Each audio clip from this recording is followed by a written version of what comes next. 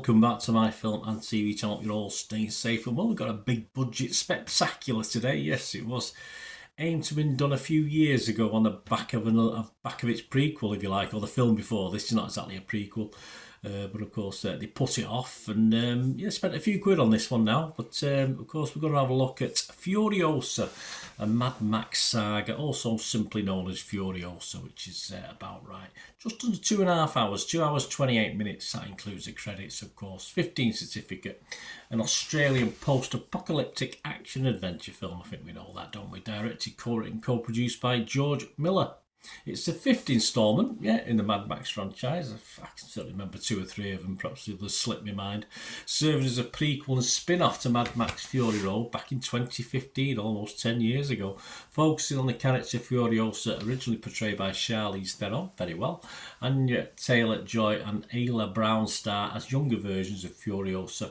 And we've also got Chris Hemsworth. I'm not usually popular with him, but he does all right in this, and Tom Burke, plus many other stars as well. A lot of people in white as well. It's not like the blue men, it's like the white men on, was it in Vegas, the blue men band, or whatever is that called.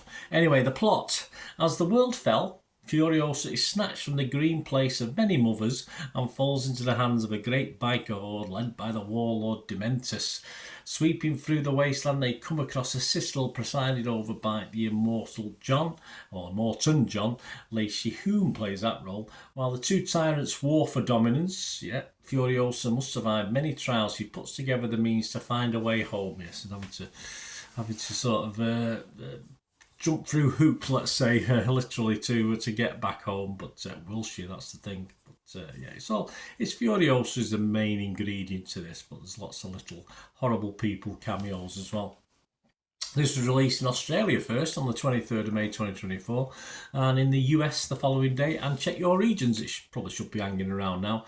I'm recording this on the 27th of May 2024, so obviously in the UK, just check where you can get to watch it, because it's definitely a cinema watch, this big screen watch. Right, my little thoughts on this, guys. I'll have to be honest with you.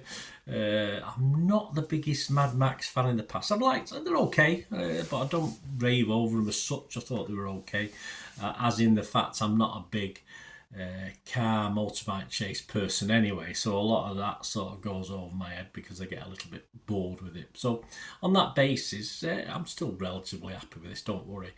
Some of the CGI I thought was a little bit iffy, a little bit hit and miss, but if you look a little bit closely, as in the same way Marvel films don't quite do certain stunts, but it's certainly to be expected when pushing the action scenes in a film like this or some of the other big blockbuster films. You're going to see little things not quite right. $168 million budget for this, so and that's US dollars, not Australian dollars, I don't think. So a lot of money spent, as I said, but the CGI is sort of, they try and get as much out of it as they can, but some great action scenes, if you like your action scenes.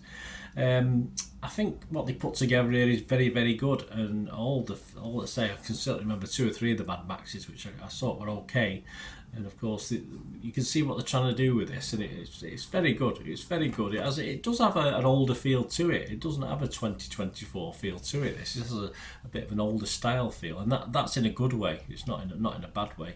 Say almost 2.5 hours, which you'd have to expect. You're going to spend a lot of money on it. You're not going to give you an hour and 20 minutes. They're going to give you plenty of time, and it fills the time reasonably productively. You've got a couple of heroes that you sort of stick up for, which is always nice. Very investable. A lot of nasty guys, probably weaker versions of a couple of nasty blokes we've had in Walking Dead, stuff like that. But I did find myself just losing a little bit of interest as it progressed, and I think if it had been half an hour less, I think it would have been a better watch for me personally. But I appreciate a lot of people, the longer it goes on, the more they'll like it. And as I said, as a big screen experience, I think this works really well, and is an excellent addition to the franchise.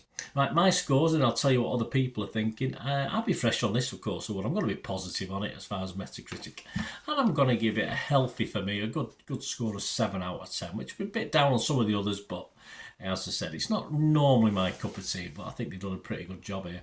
Other scores: Rotten Tomatoes, 269 critics, 89% were positive, 7.9 out of 10. So there you go, not a vast amount more than me, is it? The website's consensus: retroactively enriching Fury Road with greater emotional heft, if not quite matching it in propulsive throttle. There you go. Furiosa is another glorious swerving mastermind George Miller's breathless racing towards cinematic Valhalla. Oh, bless. Metacritic, yep, their critics 79 out of 100. That's 62 critics, 51 were positive, 10 were mixed, and 1 were negative. I won't shame them naming. John Nugent from Empire give it 10 out of 10. He said the chassis may look familiar, but there's a very different engine driving Furiosa from that of Fury Road. It's a rich, sprawling epic that only strengthens and deepens a Max mythology. It shall ride eternal. There you go. So I think John Nugent liked it. Metacritic users, so Joe Public, people like you and me, 7.3. There you go, not much more than me. But Internet Movie Database, 30,000 scores and reviews as I'm doing this, and it's getting a very, very, very, very healthy 8 out of 10. So I think that might drop slightly. I don't think it'll go up too much. I think that might drop to 7.9, 7.8 over the next few weeks, months. Who knows? But that's just my prediction. Well, there you go, guys. Worth the watch. Worth to go into the cinema to watch this with the big screen and the effects and everything like that. Let me know if you get to watch it. Let me know what you thought, guys. It'd be great to hear your views. And please, if you are new to the channel, push that subscribe button, push the bell notifications, everything film and TV reviews like this, information vlogs, series reviews, streaming stuff reviews, lots of different things on here.